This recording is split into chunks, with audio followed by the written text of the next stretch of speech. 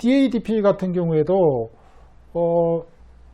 DA가 뭔가요? Document Against Acceptance라고 되어 있는데 DADP가 됐든 LC가 됐든 돈 달라고 발행하는 서류가 있어요. BL. 아니요. 돈 달라고 발행하는 서류. 환음. 그렇죠. 환음. 돈 내놔라고 발행하는 서류가 환음인데 저 환음을 환음 대금을 결제하면 환음의 어떤 담보 서류가 있어요. 환음이라는 게 돈 줘라고 발행하는 서류인데 뭐 믿고 돈 주겠어요? 환음의 담보 서류가 있어야지만 돈을 주죠. 대표적인 담보 서류가 뭘까요? BL. BL이죠. BL이 있어야 물건 찾으니까.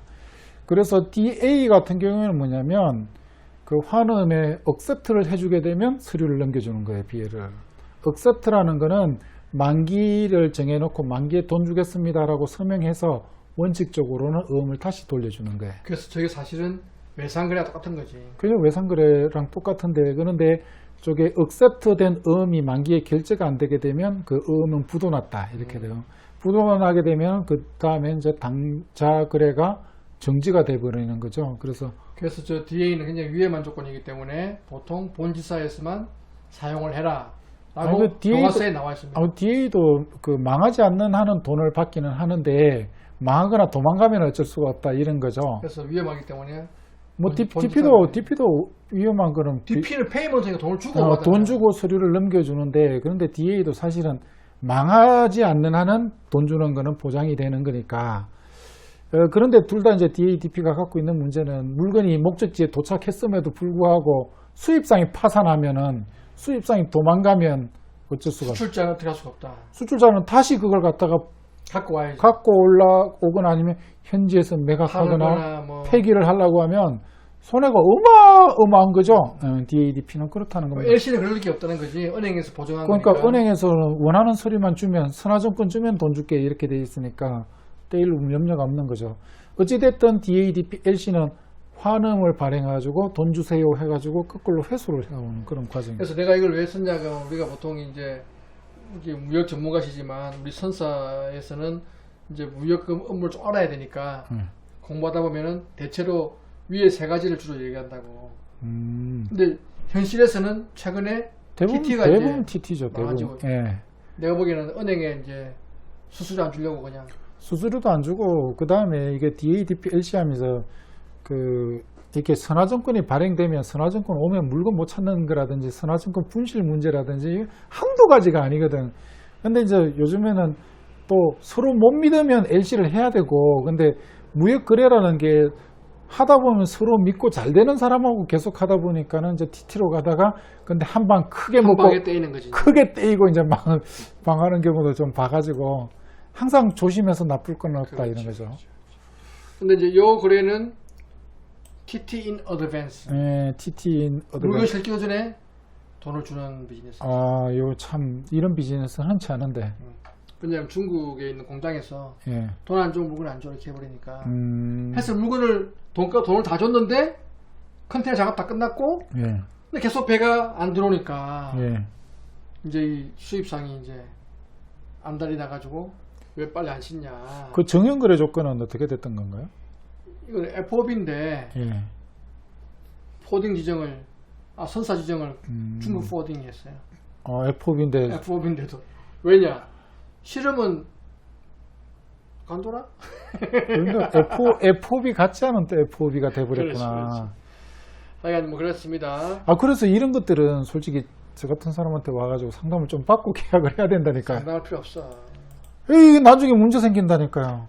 비즈니스는 그렇게 간단한 게 아니야. 아니 물어보고 그래도 뭐 무슨 문제가 생길지는 체크를 해보고. 요즘에 제가 고객들한테 팬레터 많이 받는다니까 큰일 날 뻔한 거 좀 막았다, 고맙다 이런 거.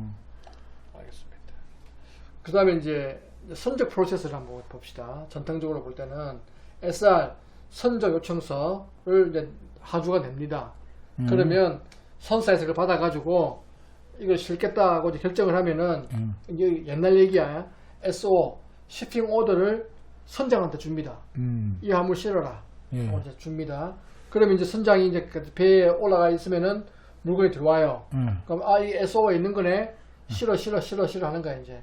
그러면 본선에 물건을 실잖아 이제 그죠? 그러면 이제 이게 메이츠를 실지. 이게 메이츠가 1등 항해사. 1등 항해사. 1등 항해사가 이제 물건 실을 때 개수 헤알리고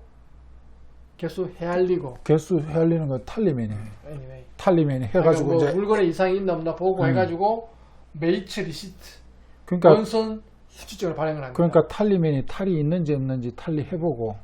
그래서 그 본선 수치증을 들고 다시 사무실 가가지고 이거 받았어요. BL 줘요. 그러면은 BL을 발행해 줍니다. 저거는 이제 출항 후에. 그 옛날에 그 저기 재래선일 때 그랬죠. 옛날에. 응. 그런데 이제 보니까 물건에 하자가 있네. 응. 그런데 온보드 클린 BL을 받아야겠네. 그러면은 MR을 받기 전에 Letter of Indemnity 파손 화물 보상장을 내고 이제 MR을 온전한 MR을 받는 거지. 그렇죠. 그럼 그거 들고 가서 BL을 이제 온전하게 받는 거죠. 그 이제 그 옛날에. 예, 온전한 비해를 내주는 그 순간 이제 선박회사는 이제 난감한 일이 생길 수도 있죠. 옛날에. 근데 이게 이제 컨테이너 화물이 되면서부터 이거 좀 바뀌어요. 뭐 큰 틀은 안 바뀌었는데 이제 행위 주체가 바뀌는 거지. SR 똑같고 SO 똑같은데 옛날에는 이 SO가 선장을 줬는데 이제 터미널에 주는 거야. 그 다음에 SO는 어떻게 주냐 그러면 컨테이너를 리스트를 쭉 만드는데 웨이트 순서대로 리스트를 쭉 주는 거예요. 이 말은 뭐냐 그러면 가벼운 거 위에 싣고 무거운 거 아래에 실어라. 그러니까 무거운 거 먼저 싣고 가벼운 거 뒤에 실어라. 해서 그 리스트를 쭉 주는 거예요, 선사가. 그러면 이 옛날에는 SO 받은 게 선장이고 본선 수출증 발행하는 게 1등 항해사잖아요. 그럼 다 이 선주와 관계되는 사람들이 다 했잖아. 그렇죠. 근데 이거는 선주와 관계없는 계약되어 있는 터미널이 다 하는 거잖아요. 터미널이 한다. 그래서 SO가 나간다는 거는 실린다는 거예요. 왜냐면 터미널에서 이걸 안 실을 이유가 없잖아. 그렇죠. 그러니까 실린다는 거예요. 그러니까 대신에 MR을 발행하는 대신, 왜냐면 선사는 SO를 냈다는 거는 이미 실렸다고 볼 수도 있다는 거야. 특별한 문제가 없으면. 그러니까 굳이 MR이 필요 없는 거야.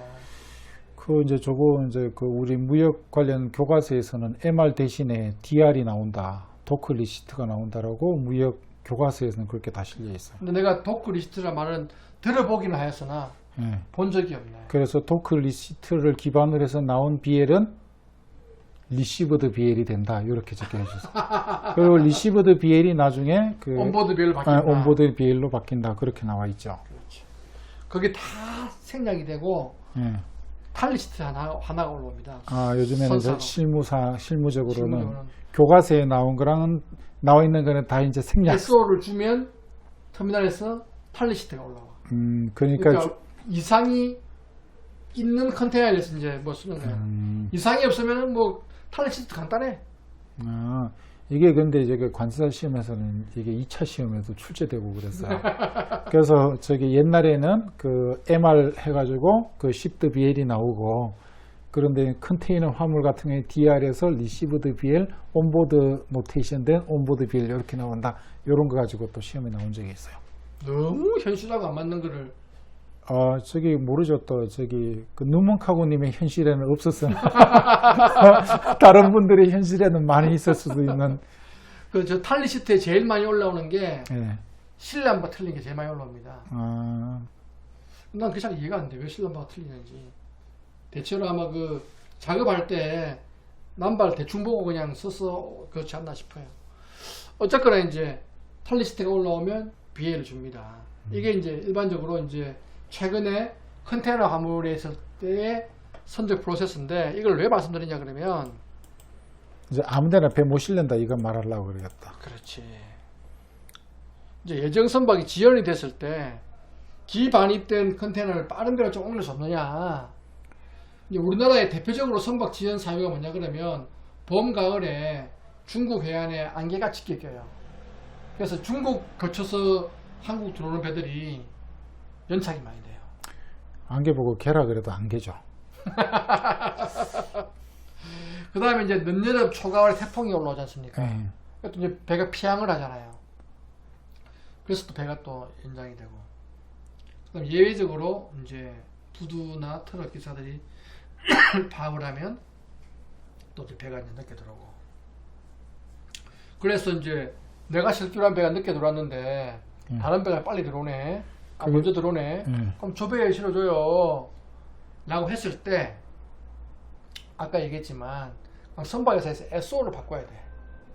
A라는 배에다가 SO를 냈는데 터미널에 B라는 배를 바꿔서 내야 돼. 그럼 아까 얘기했지만 컨테이너가 한 4,500개 뭐 1,000개 실리는 그 리스트가 쭉 있는데 그 중간에 빼가지고 그걸 옮긴다는 게 간단한 일이 아니잖아요.